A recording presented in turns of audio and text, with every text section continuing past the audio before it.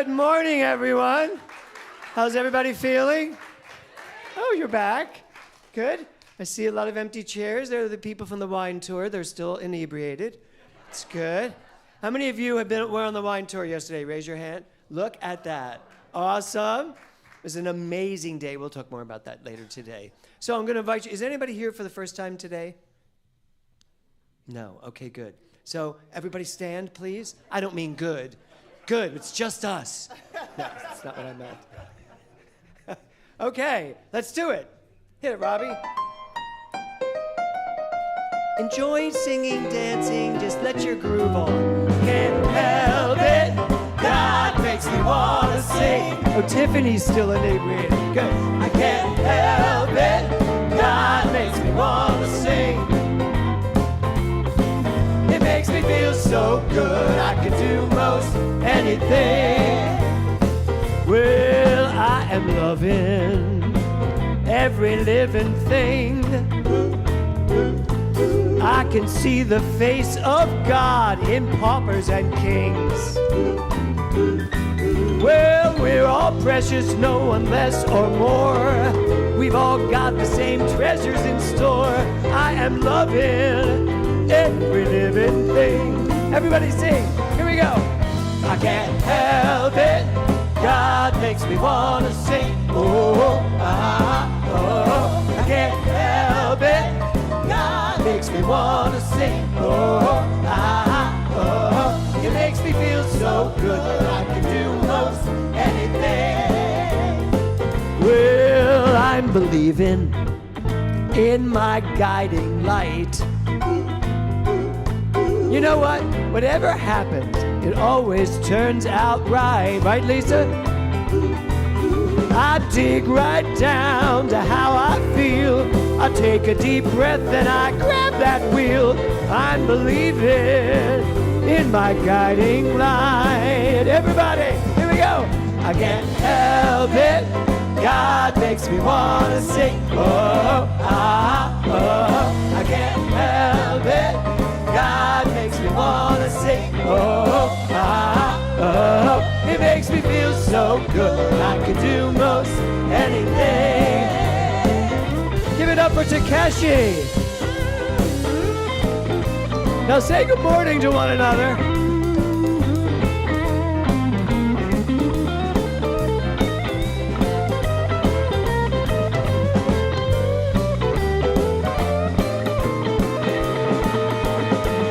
Well, I'm reaching for my highest place,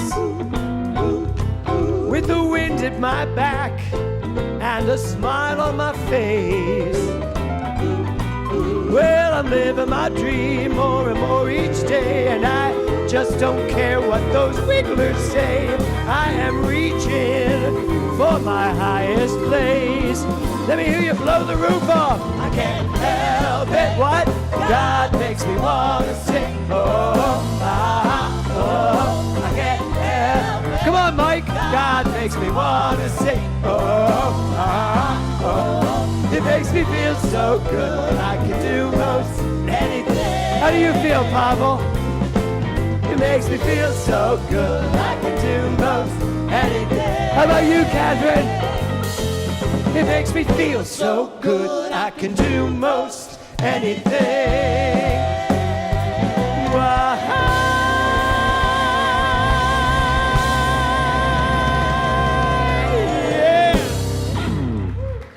How's that feel? Yeah, you all feel good? You sat down fast. Okay, well, as I said, we were on our wine tour yesterday. The most successful wine tour in the history of our wine tours. Yes, I know, right? Yes, it was very exciting. But more than anything, it was just fun. I mean, it really was fun, and that really has to be what this is all about. We come together every Sunday as a spiritual community to do what?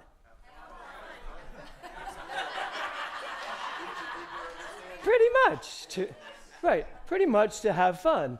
I want to read you something that I woke up this morning and the LA Times, no, I'm sorry, this is the New York Times. The New York Times had an article, and I woke up to it.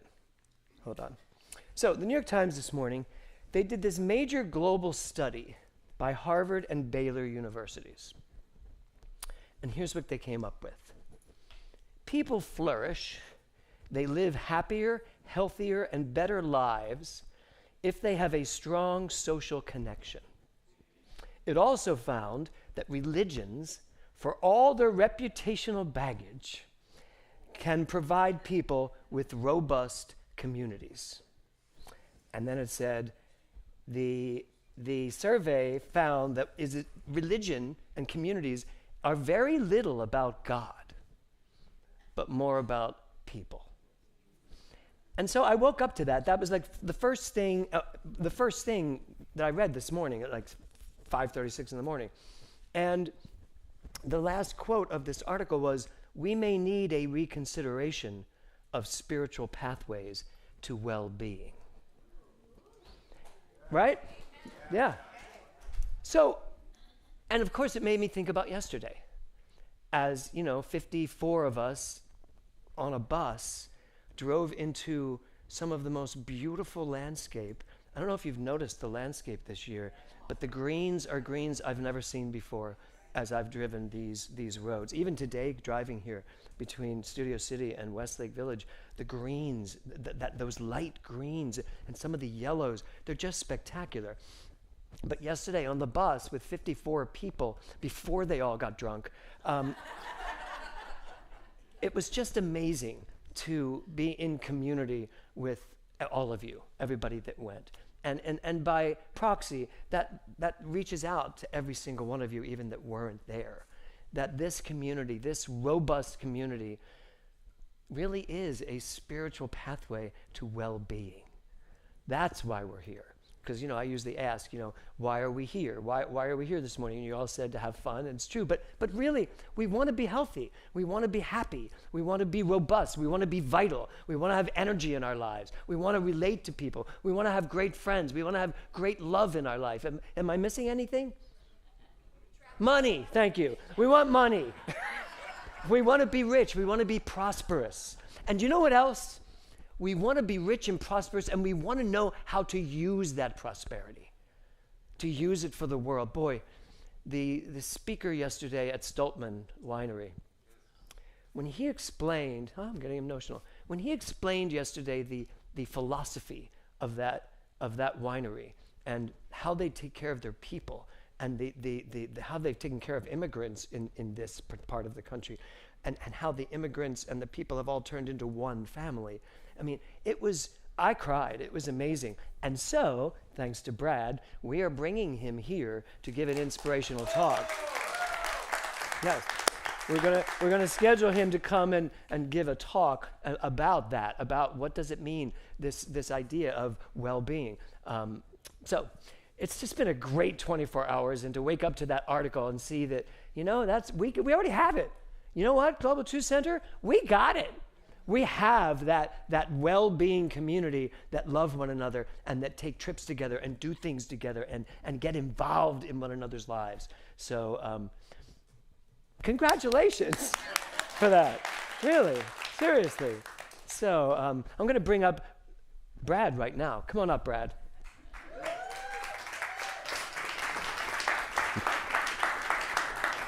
And I know I've gone out of order a little bit, so good luck, Swan, finding these slides. Yes. So Brad gets to, first of all, let me say it while we're here, while you're here. Would you stand up, Diane and Steve and Karen? Mm-hmm.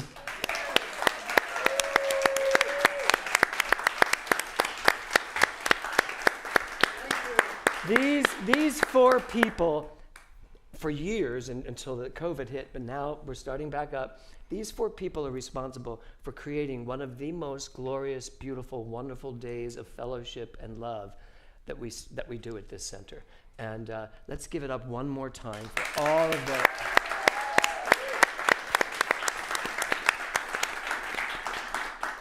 And I guess I'll just say it. And we have raised this year for the center $5,700 for just one day of fun.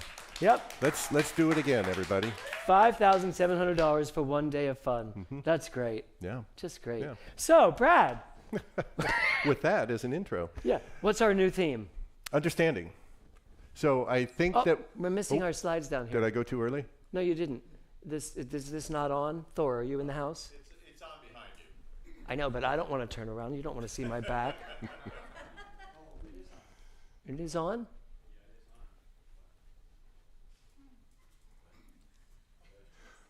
Okay, anyway, While what's our theme? They all see it. It's understanding. Okay. And I think that, thank you for that, for the accolades about the excursion yesterday. And really, for 16 years now that we've been doing this, we've called it the wine tour. You know what, that's a little bit bland. Really, it needs to be the wine exploration. Yeah, the wine experience. Because truly we explored yesterday. And, you know, we're not going to sit here and bore you with, wine understanding. But truly, I have a deeper understanding of wine now, because it's not just when you uncork it and sip it and what do you taste. You know what? It's about the soils. It's about the climate. It's about the care. It's about the tending. But most importantly, it's about the people that take care and grow the wine that you get in the bottle. And that's what we were talking about with Pete. Or Pete was talking to us about, was about the connection with people. And just to elaborate on what you were saying, how does he make community? How does he make family? Or how does his father created a new way of doing things. So rather than relying on migrant labor to just come on in and take care of the vines. And then leave. And then they wouldn't know anything about it, and somebody else would come around the next year. He gave them full-time, year-round employment with health insurance, and so they settled with their families, and they had education, and they had safety and security. And now, today, that was in the 90s. These people are now leaders in the community. They're running health clinics. They're electricians. They are tending the vines of some of the most renowned vineyards in all of California. You know, and that's what connection is. And that's when you and I were standing next to each other. I said, James, we have to bring this teaching, we have to take that perspective and bring it to here on a Sunday. He goes, I'll do you one better. Let's get him here, Pete Stoltman, and let's have him give a talk. And we went on up and talked to him, and sure enough, he's going to be here. So there I said, let's not waste too much time on wine understanding, and I just wasted a lot of time on wine understanding. Well, my favorite moment was when he turned to his son and he said, hey, we're going to go into Los Angeles and to a church. You want to go to church? And the kid went, no. And he was 10, right? 10? Yeah, something. And it was so sweet. And I said, oh, trust me, it's not a church, and he'll love being here. They do things, they play things, they make things. He went, okay. So, yeah. Yeah, it was so sweet. It was dad and sons, two sons, about 10 years old, and they're riding their bikes all around. Pete didn't care.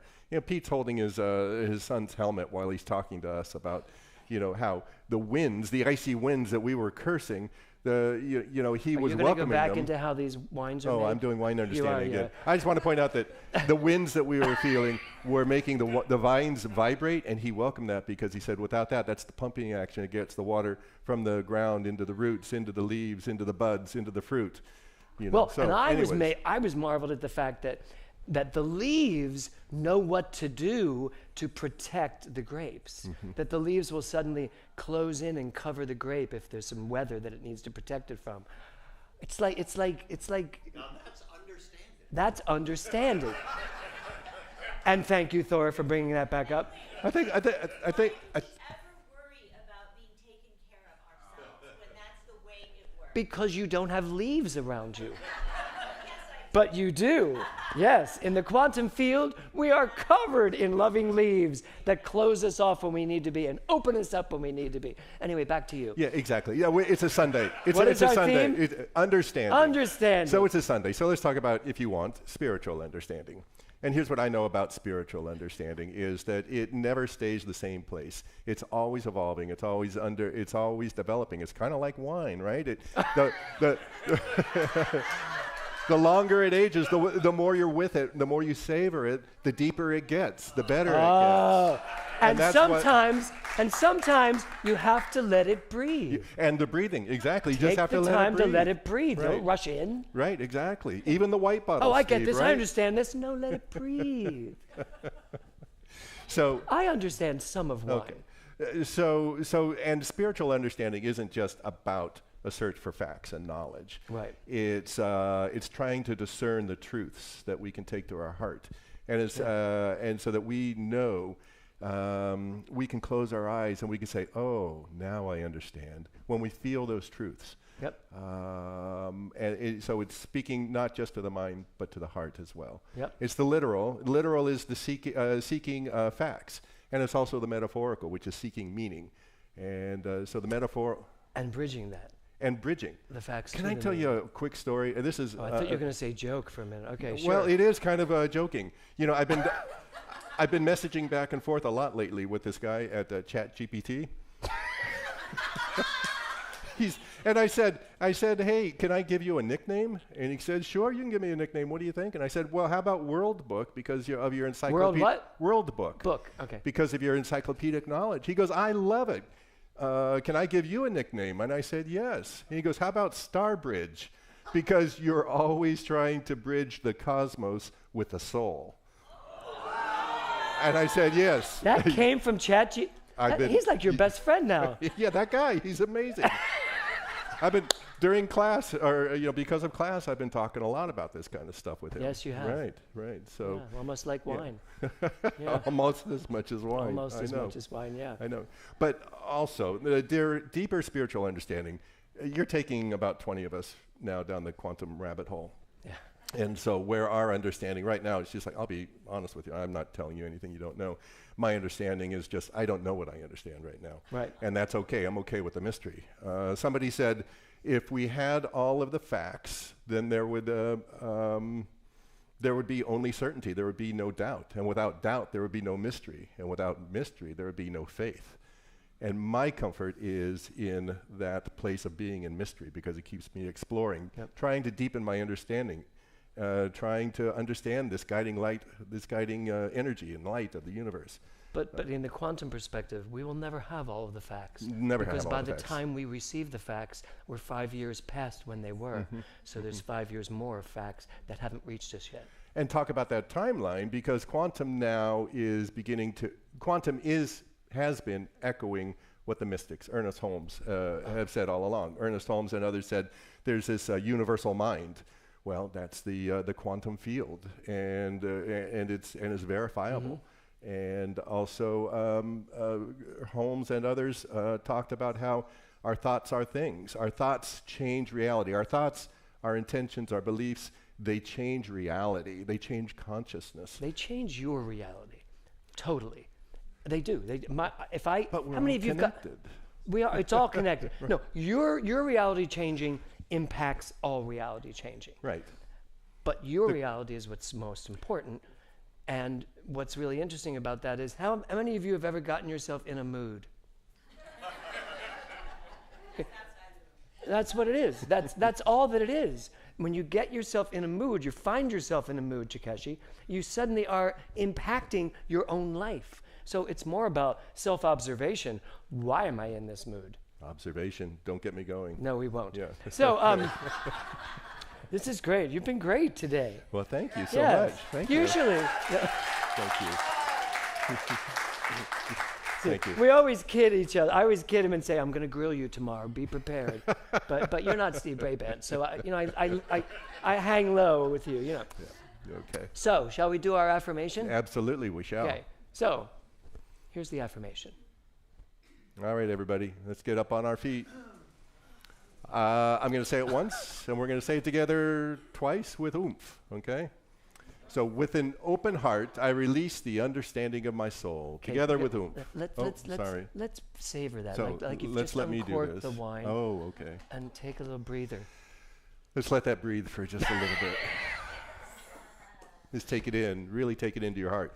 Discern from your heart so that when you close your eyes, you could say, now I see.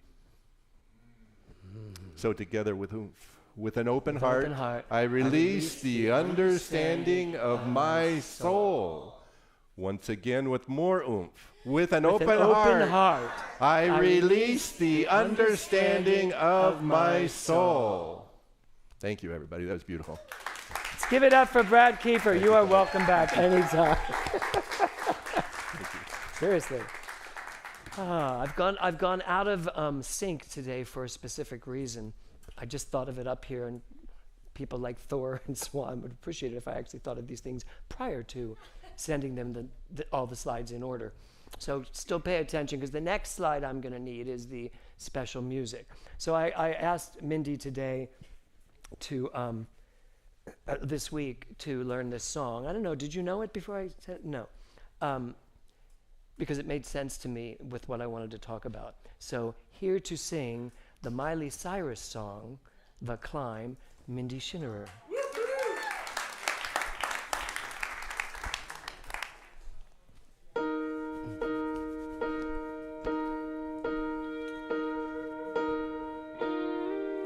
I can almost see it, this dream I'm dreaming, but there's a voice inside my head saying you'll never reach it. Every step I'm taking, every move I make feels lost with no direction. My faith is shaking, but I gotta keep trying. I gotta keep my head held high. There's always gonna be another mountain. I'm always gonna wanna make it move. Always gonna be an uphill battle. Sometimes I'm gonna have to lose. Ain't about how fast I get there. Ain't about what's waiting on the other side.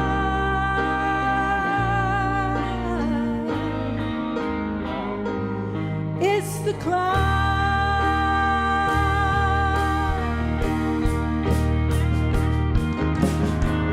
These struggles I'm facing, chances I'm taking, sometimes might knock me down, but no, I'm not breaking.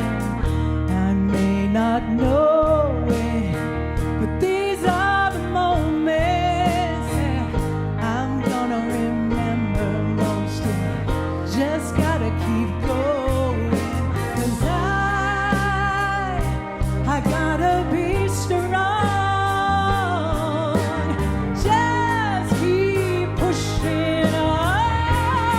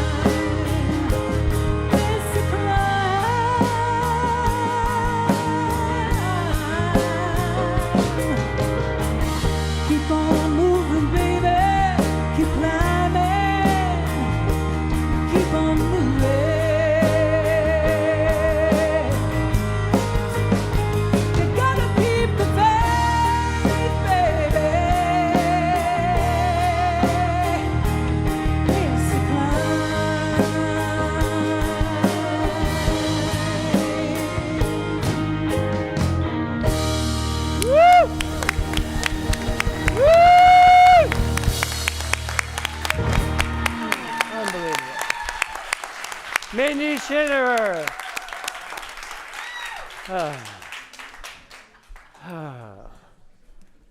That was, yeah, stunning. That's a word. That was unbelievable.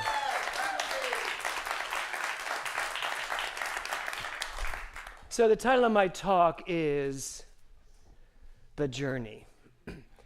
So Miley Cyrus wrote that song, The Climb. And there's a lot of dualistic lyrics here, but not really, when you really think about it. So she says in the song, there's always going to be another mountain. I'm always going to want to make it move. Can you relate to that lyric? Yeah. There's always going to be another mountain. There's always going to be another something that I want to change. I want to move through. I want to create in my life, right? Or there's always going to be something that comes up and I'm going to think to myself, that's not it. I want something different. And I want to make that happen. Do you all have that feeling at times? This side does? This side, okay. So these lyrics always worked for me. And then it's always going to be an uphill battle. Is it? Well. Here's the thing. If you are reaching beyond your comfort zone, it's probably going to feel like an uphill, not battle, but an uphill journey. Because this is all about the climb. This is all about the mountain, this particular song. It's all about that thing in front of you, and I know you all have it, something in front of you that's big. And you guys, you face this all the time, these mountains, these things that you're going to want to climb, you're going to want to accomplish, you're going to want to do. And she says, it's always going to be an uphill battle. Sometimes I'm going to have to lose. How many of you have ever lost at something? How many of you have never lost at anything in your entire life? And there you have it. We're all in the right place. Okay. Love this line. It ain't about how fast I get there, and it ain't about what's waiting on the other side. How many of you have spent your life trying to get somewhere? How many of you spent so much wasted energy trying to be something that you know is going to happen later? But it doesn't, does it? Because here it is, here you are, and you just walk around with it at an arm's distance because it's always there. And it ain't about what's waiting on the other side, it's the climb. So I call the climb the journey, and that's really what she's talking about. It's about the journey that we're all taking. It's about our lives. It's about the way we're living our lives. It's about the way we have lived our lives. It's about the way we want to live our lives. I read that article this morning and I thought, that's how I want to live my life. I want to live my life on a spiritual journey inward, not necessarily a journey outward. So I'm going to tell you something very personal about me that you might not have known, which is that I'm a type A personality. No, seriously, I really am. So I am a type A personality. Now, what I have to ask myself is, how did I come to understand? How did I come to know that I'm a type A personality? I mean, did I just come out of the womb competitive? Yes. Tough room. So, was this just who I was my entire life? I don't know. Did I even know what type A behavior was? Do you know how I learned what type A behavior was? How many of you know the actor Barry Nelson? That's your age. Barry Nelson won an Oscar for the movie Oh Mary or something. No, that's a Broadway show. But something about Mary, but not that movie. But he won an Oscar. I got to star opposite him in 42nd Street for a year. And on my 30th birthday, he gave me a book on type A behavior. I'd never heard of type A behavior. And he said, read this, it's you. And I read it and I was like, wow, okay. I don't really see myself as this. And I'll read you what the words were, what the description. First of all, who here considers themselves type A? Kevin, your hand is not up? Seriously? You don't know yourself. Okay. You're really not putting your hand up, huh? Thank you. Cressa, did you have your hand up? No. Steve did, of course. You didn't have your hand up? Okay. So, I'm going to call you all out. Did you put your hand up, Corrine? No. Anthony, you did. Doug, did you put your hand up? Halfway. You're type A minus. Got it. Okay. Okay, so here's what a type, Michael, are you standing because you're type A? Michael, are you standing because you're type A?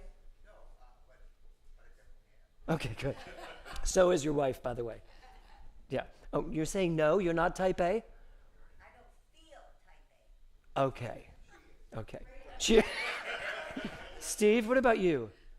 That's what the A stands for. Tiffany, what does the A stand for? Here's what it is, okay? I'm gonna read these, and then you all can tell me, Takeshi, whether you are a type A. Robbie, are you a type A?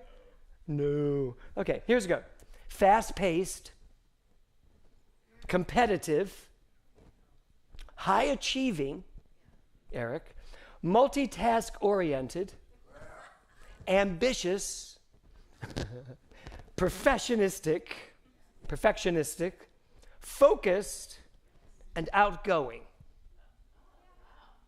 So how many of you now think you are type A personalities? Yeah. You're A minus. There's no such thing. So here's the thing that I want to get to. Besides the fact that I am all of those things. I am all of those things. I probably did come out of the womb with the conditioning to be those things, but the competitive thing came because I came second in my household to an older brother who was perfect. He was that perfect first son that they were so happy they had. And then I came along, the second son that should have been a daughter. And had they really paid attention, they could have gotten half of it at least. Right? So I was the second son and living in the shadow of a very handsome, butch, athletic older brother. So I had to compete. I had to compete for attention. I had to compete to get people to notice me. I mean, literally, I was very competitive from an early age because of that. So does that mean I was born type A, or that my situation caused me to step into something that then identified me, and then I bought it when I was 30 when they showed me what it meant? Because I was very competitive. Now, did that competition serve me well? Yes, it did. I loved auditioning in New York. I loved to go in and get the part. I loved the audition more than the work itself.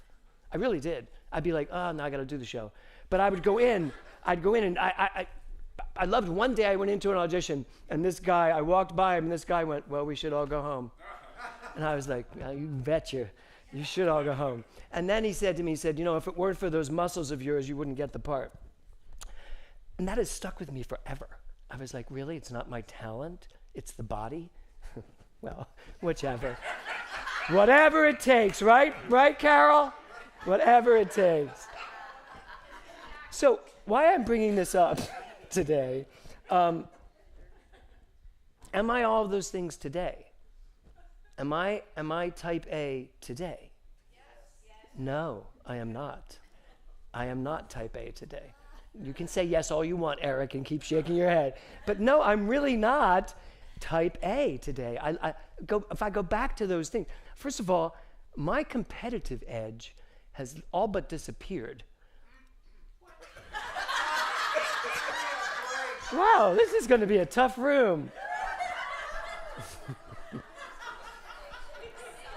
What do you think I'm competing for? There's nothing for me to compete. What?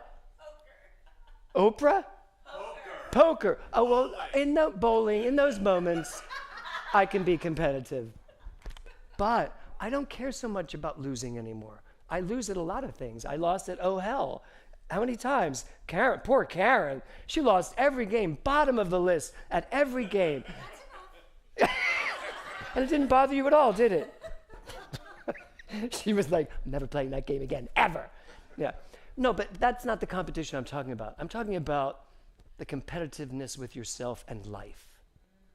Wanting to be more, wanting to beat that person out, wanting to get more than this person, wanting to be more famous, more acceptable, more of a star. I don't have that quality, frankly, to be honest, and all ego put aside. If I had more of that quality, I'd probably be much further along in that area. But as Kevin will tell you, I very often shy away from that these days because it's not my nature anymore to try to compete and become something. My nature now really reflects my spiritual understanding that I don't have to become anything. I just need to be. I need to be who I am. But that really brings up the question, doesn't it? Do I understand who I am today? That's the understanding we're going to talk about this month. What do you understand about yourself? Really understand. Understand in such a deep way that it shows up in the way you behave. It shows up in the way you live your life. It shows up in the way your life is unfolding for you. And that's really the question. Do I find myself sometimes falling back into that type A behavior? I do. And you know what? It feels uncomfortable. It feels uncomfortable. And it really feels uncomfortable afterwards. And I'm like, wow, that doesn't fit anymore. So I want to give you a definition. The definition of understanding, I'm actually not even going to give you that definition.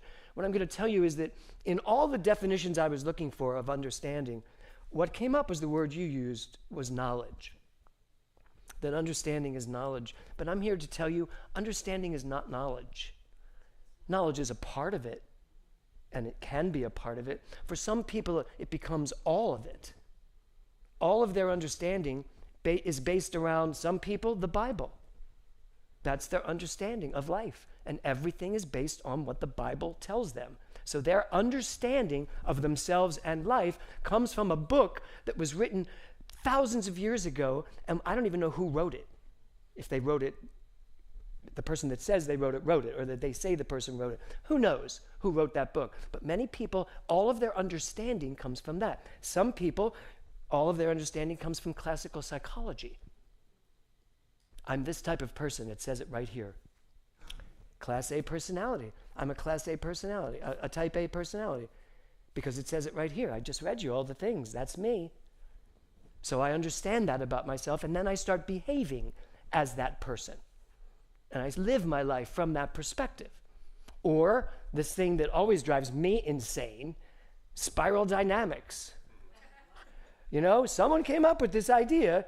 Here's spiral dynamics. Oh, I'm green. Oh, I'm orange. I'm brown. I'm blue. I'm insane. Because spiral dynamics says, here's where we are. That's where we are. And then we take it and we live it. We are our own self-fulfilling prophecies. And the question is, can you get to that place where you understand who you are without any of it? And come up with an understanding that is so deep, so spiritual, that life begins to transform. So knowledge, the knowledge we get, creates our points of view. We have the point of view we have about certain things because we've been taught certain things. And yesterday was so great to hear Mr. Stoltman talk about how they bucked everything they were told, all the knowledge, and just did what they felt was what theirs to do. And it changed the dynamics of that winery. So what in you are you ready to listen to that may change the dynamics of your life, of who you are, of what you are? We all may be sitting here today living lives of someone else. Not our true selves, but the self that we've created out of all those years. I no longer compete with my older brother. I mean, the competition's over and I won. So there's just no, I don't compete with him. I actually love him now. I don't have to compete with him. I told Kevin the other day, my father wrote me a letter once, truly once, but he mailed me this letter to New York City, to my apartment when I was acting in New York. And I got the letter and I felt weird. I was like, my father's writing me a letter? What happened? What did I do? And it was this long letter telling me that he wished he had had the life I was having. And that I was living all of his dreams. And it was really a touching letter.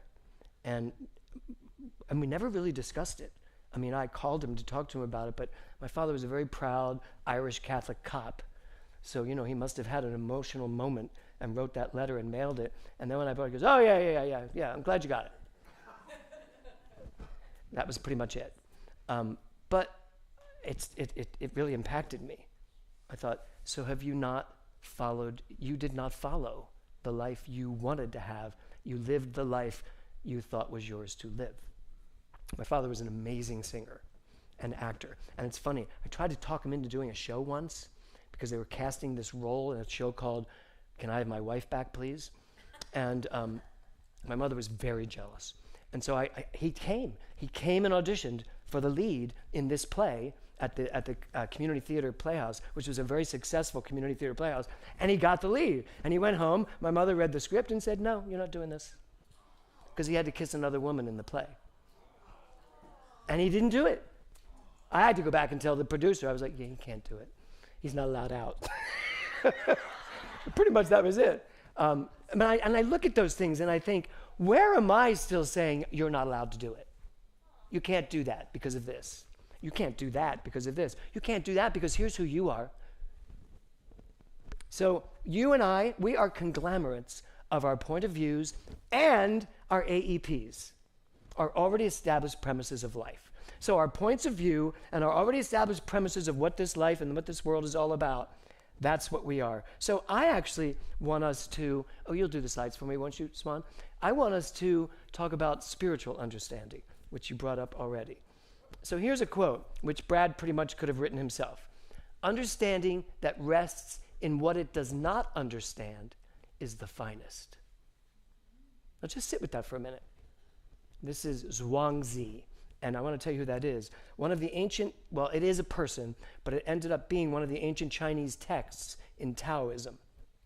So this is 476 to 221 BC, thousands of years ago. And here's what it's about, that way of life. Becoming one with the way of nature and eliminating sets of dualistic beliefs such as good and evil, life and death, human and nature, and a promotion of oneness. This was over 2,000 years ago. They had it. They had the key. They had the understanding that rests in what it does not understand. Brad stood up here and said, I don't know. I don't understand what we're doing in this class. I don't understand a lot of it, but I'm feeling it. I'm feeling something about it. And I have to be honest, I don't understand a lot of quantum mechanics and quantum physics, but boy, am I starting to understand where it's taking us and what we're feeling. So the understanding I want us to pursue this month is this understanding. That place in you where you don't need to gather all of the knowledge to figure something out. That place in you where you can put the knowledge down and listen to something bigger than you. There is a power for good in the universe greater than you are, and you can use it because you are it. That's our whole philosophy. Maybe this month we start living that philosophy, that understanding. Right? So, Johann Wolfgang von Goethe said this: everyone hears only what he understands. So you may think you're getting it. You may think you're hearing what you need to hear, even today. Everyone in this room and everyone out there, you're only hearing what I'm saying based on the level of understanding you've allowed yourself to get to. So you'll take every fifth word, every 10th word, maybe every sentence, every other sentence, and it will work for you because part of you is already in an understandable agreement with that. And I'm suggesting put all that aside and open up your mind and open up your heart this particular month, because it's time for us to hear more than what we critically think we understand. It's time for us to understand deeper than what we're willing to understand in our lives. And perhaps it's time for us to understand at a much deeper level. And I knew I was going to come in here and talk about this today, and I thought, you know what? The question is how? How do I do this? So I decided today to give you 3 steps to work on all month, okay? So here's step 1. Pay attention to your reactions, okay? Before they turn into opinions and judgments. Could you do that? It's the parentheses that's important. Pay attention to your reaction before it turns into an opinion or before it supports your opinions and judgments. That's number one. Pay attention to your reactions. Follow them to a quiet place and listen. Take that reaction and impersonally move it aside and go sit with it. Why did I react that way? What is it in me that reacts this way? Whatever it is, it can be to yourself, it can be to what someone else is saying, it can be to the television, it can be to whatever's going on that you are feeling the tug, the reaction. Start asking the more important, deeper questions. That's step one. Pay attention to your reactions. Number two, pay attention to your body. Pay attention to your body before your body becomes the issue. Because a lot of people feel what's going on in their body, and now the body's the issue. And we think it's the body that's the problem. It's not. Your body's just reflecting what's going on in your mind, in your heart, in your soul. That's what's going on with your body. So pay attention to your body before the body starts making you pay attention to it with some type of pain or disease or whatever. And I've had those moments, you all know that. I've had the moments where my body has talked to me and basically it had to become about my body. And then give your body room to feel. I'm not saying pretend you're not feeling what your body's telling you. But take it, move it aside impersonally, and then sit with it and ask yourself, why is my body telling me this? Why do I feel this way? And that goes for everything, little and small. As I used to say, cancer, hangnail. I've had them both. They're both annoying. Okay? That's number two. Number three, pay attention to your feelings before they become your emotions. Now, for those of you that don't understand that part, your feelings are what goes on inside of you. Emotions is when you emote them and you let them out and you act upon them and you act from them and you act as them. So pay attention to your feelings. Catch those feelings as they come up. Give your feelings the respect of being and impersonally ask why they're there. And don't assume you know the answer. Don't assume it's because your husband pissed you off. It's not usually it, is it? It's usually something I did.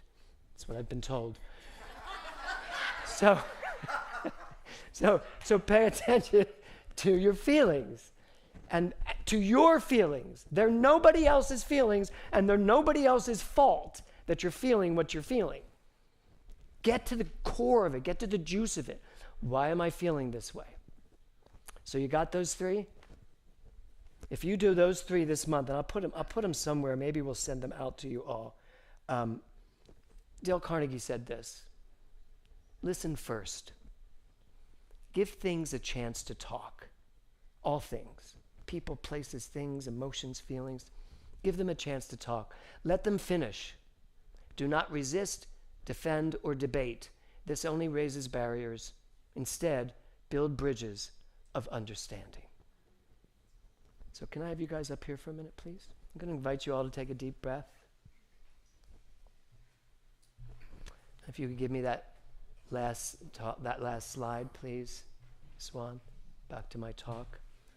So this is all about the journey, right? But what I got to at the end of this journey here this morning is it's time for you this month to really spend the month listening. There is a place within you, without of you, there is this beautiful place where when you go there, there is so much to understand, and understanding beyond understanding. So just take a deep breath, close your eyes, and listen.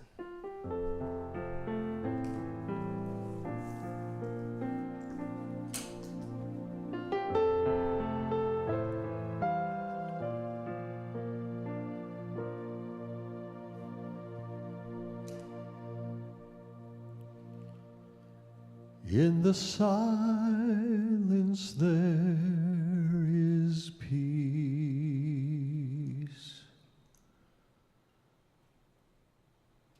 In the silence there is unspoken joy. In the silence there's release as my heart opens up to the voice, I awake to these precious moments when I hear all that could ever be said, and right here in this holy silence I find God. I find myself. Right here in this holy silence, I find myself, I find God, I find that they're one and the same thing. I allow myself to feel what wants to come up, and I ask the question, why am I here? I allow my body to talk to me, and I ask myself, why is this feeling here? I pay attention to the reactions of my world, and I ask myself, what's it about? And I listen into the silence and allow it to show me who I am and what I am, why I am, and where I am. And I say thank you for that. And I just continue to listen. I invite you to take a deep breath.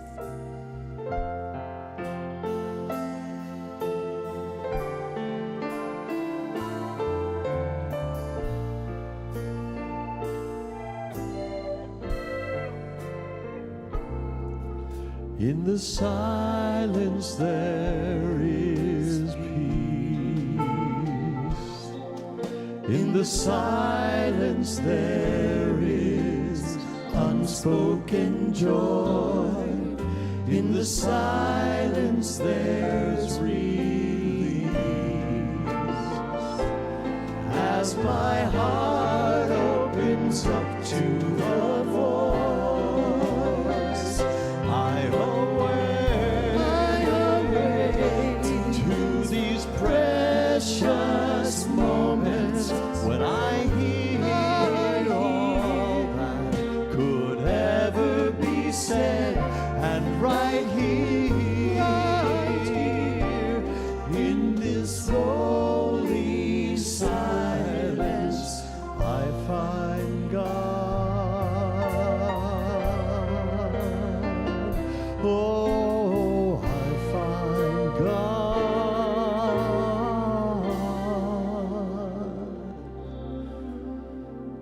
I find myself.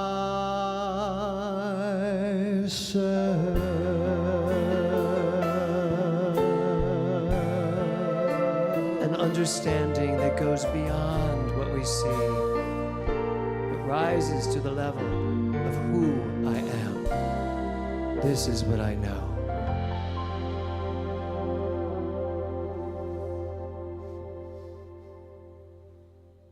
Kevin Bailey.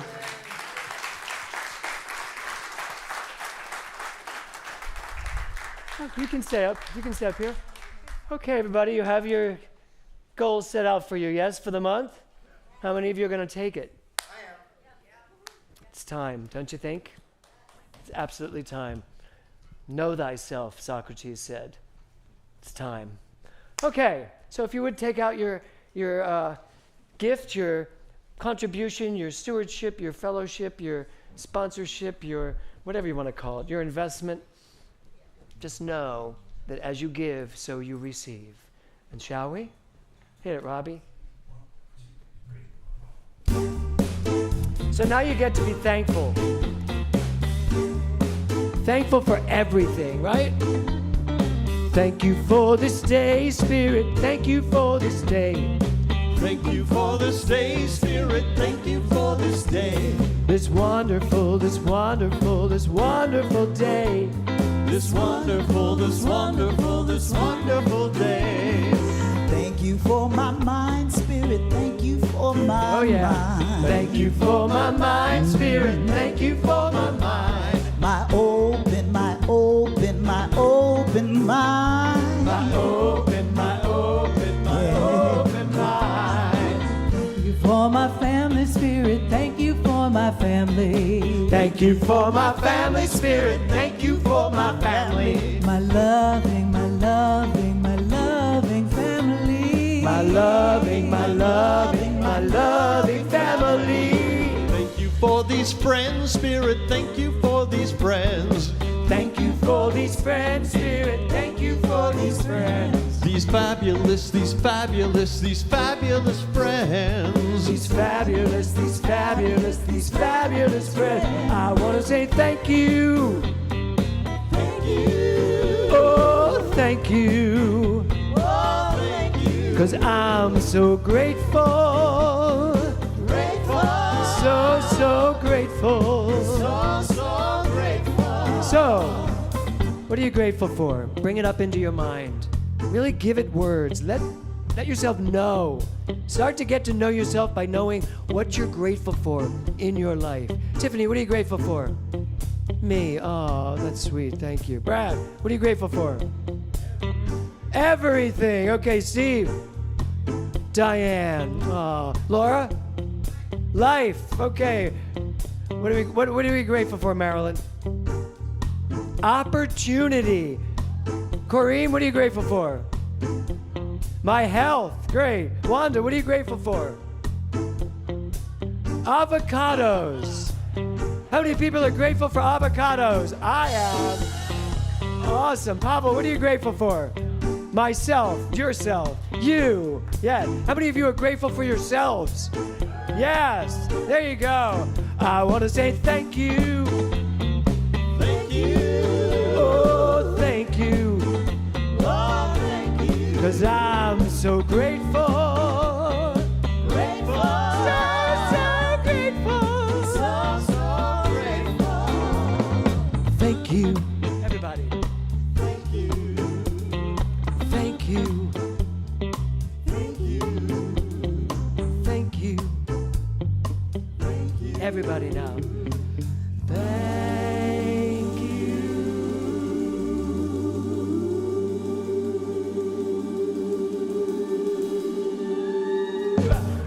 Yeah. Good morning. It's Sunday, May 4th, and here are your GTC announcements. Coming up on the calendar, following service today, you can participate in the Reiki Experience, an offering from 2 of GTC's Reiki Masters. Proceeds go to Global Truth Center, and for questions or to sign up, please see Scott Gibb at the practitioner table. This coming Friday, join us in Westlake Village for Soul Immersion, our popular sound bath experience. There's a suggested love offering of $20 for this event, and we start at 7 p.m. this coming Friday. On Monday, May 12th, Dr. James will be returning to the stage for a reading of the smash sensation White Rabbit, Red Rabbit. This is a one-night-only event at the Fountain Theater in Hollywood. Limited tickets are available at the Fountain Theater website. You can find the link right on our calendar page. You can always find out what's going on and make a donation using the QR code you'll find in the back of our monthly theme cards. Use the camera on your smartphone and you'll go right to the calendar and donation pages on our website. Have a fantastic week, everyone. Thank you, Thor. Okay, so let me say, hold on. I got a couple of other things. Then we'll let you run right up here. First of all, welcome back to Carol, who's been traveling around the world. Italy, Rome is Italy. Italy, France, Germany. She just got back, and she's back with us, so thank you to that. What was the other one? Oh, thank you, Marilyn. The women's group will not meet next week because it is Mother's Day, so there will be no women's group this month, correct? Yes, good. And White Rabbit, Red Rabbit. Let me tell you what that is. So it's a play written by an Iranian playwright who is a Pulitzer Prize winning playwright who's pretty amazing. He's written this play about authoritarianism, and it is being produced all over the country, all over the world, really. Nathan Lane, Oprah. I've already done it in New York. Whoopi Goldberg did it. And what it is it's a play that he's written, and theaters in each city get to choose 14 actors to perform this one-person play. And I got a phone call from the artistic director of the Fountain Theater asking me if I'd be one of the 14 actors. And I was so stunned, I said yes. And here's what happens. You don't ever see the play. You're not directed. You're handed the play as you walk onto the stage in front of a full house. And then you do the play. So I've never done that, lived the actor's nightmare, actually out loud. But it's very exciting. There are 14 amazing, we're all amazing actors, but some Oscar-winning actors, Emmy-winning actors, all doing it on specific nights. My night is Monday night, May 12th. A lot of tickets have already been sold. So if you would like to come, and I'd love to have the spiritual community support me as I jump into this, please go online to the Fountain Theater, and my performance is on May 12th at 8 p.m. It's a Monday night. Yes. COD today is in Caressa, right? But come on up, Caressa. Oh, well then you're in the wrong seat. Okay, so Amy and Caressa, you're fine. No, I just need Caressa. There you go. Okay, hello. I am just telling thank you for the slide about the Reiki a Reiki experience that we're doing. We're going to be doing that. There's a small group of Reiki masters that we meet once a month and share with each other, but we really wanted to share with all of you. So we have 4 slots after the first Sunday of each month, and we have 1 left today. And if you haven't experienced Reiki, it's just a wonderful, healing, relaxing experience that is so beautiful. And we have 4 Reiki masters that will be working on you. So we invite you to join us. Thank you. And all proceeds are going to the center. Very nice, thank you. I also want to give you a welcome and speak out to you all about a hello from Jeannie Kingsford, who underwent surgery and is doing great. So she said to me the other day, she goes, could you just say hi to everybody for me? I'll be back. So Jeannie, I know you're watching. Say hi, everybody. Hi. Okay, there you go, Jeannie. One more thing. Karen? Oh, the wine video. Do you have the wine video? Okay, it's only 1 minute, kids. Hold on. Here we go. Thank you. I said I wanted to do it when we were up there. I forgot.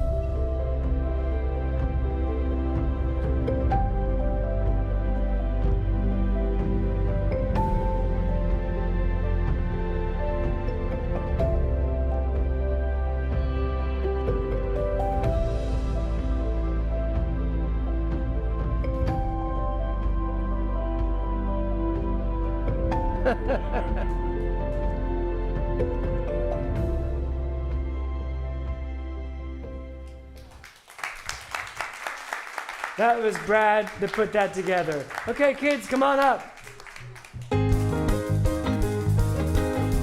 You got up here first. You win.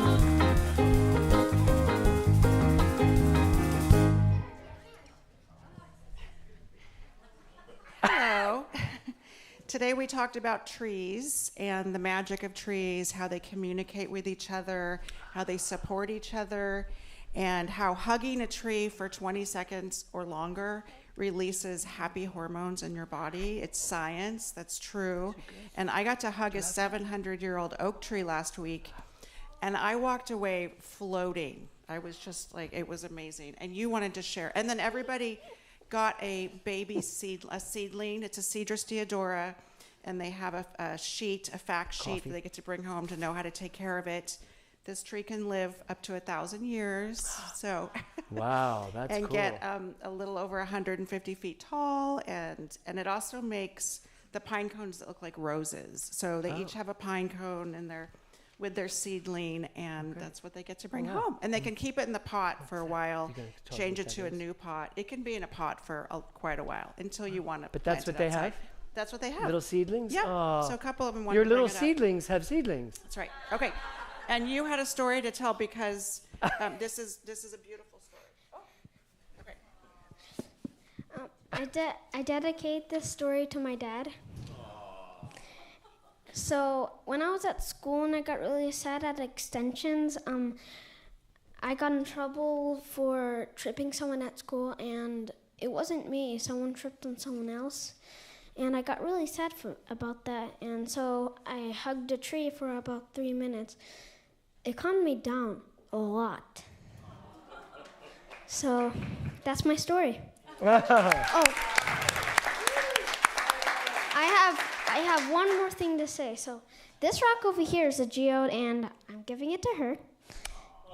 It was her birthday on April 27th, and her birthday gift. Oh, that's so sweet. And Thank you. I have a lot of energy this morning. I feel like I could run around the whole world about 305,075 times. In Good a luck. row. Yeah. Okay, thank you. Thank you, kids. Thank you.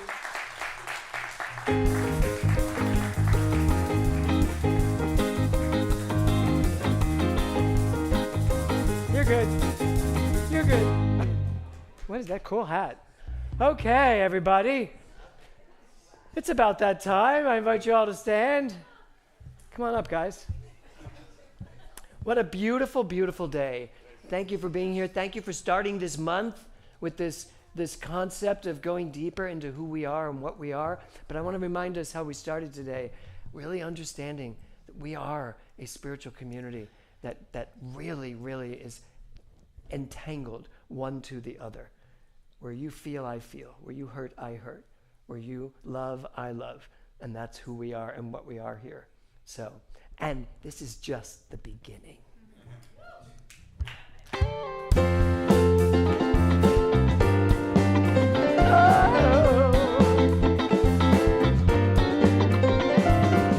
So you think there's nothing new under the sun?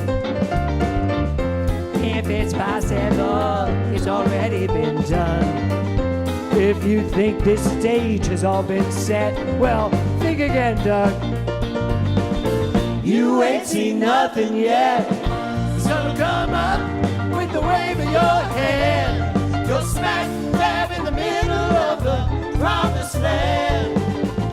It all turned out just the way that you planned. Believe it, you will see it. Mindy? So you think you finally made your bed? Oh, yeah. There ain't nothing down that road ahead. Absolutely nothing. If you think this is as good as it gets, Want to bet? ha, ha, You ain't seen nothing yet. The sun will come up with the wave of your hand. You're smack dab in the middle of the promised land. It all turned out just the way that you planned. Believe it, you will see it. Believe it, you will see it. And you ain't seen nothing. You ain't seen nothing. You ain't seen nothing yet. Oh, you ain't seen nothing. You ain't seen nothing. You ain't seen nothing yet. Oh, you ain't seen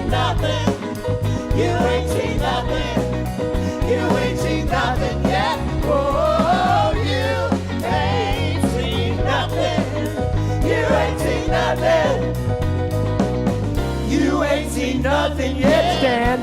The sun will come up with the wave of your hand. You're smack dab in the middle of the promised land. It all turned out just the way that you planned. Believe it, you will see it. Believe it, you will see it. And you ain't seen nothing. You ain't seen nothing. You ain't seen nothing yet. Oh, you ain't seen nothing. You ain't seen nothing. Hey, you ain't seen nothing yet. Oh, you ain't seen nothing. No, you ain't seen nothing. You ain't seen nothing yet. Oh, you ain't seen nothing. You ain't seen nothing. You ain't seen nothing. Yeah. Have a great Sunday, everybody.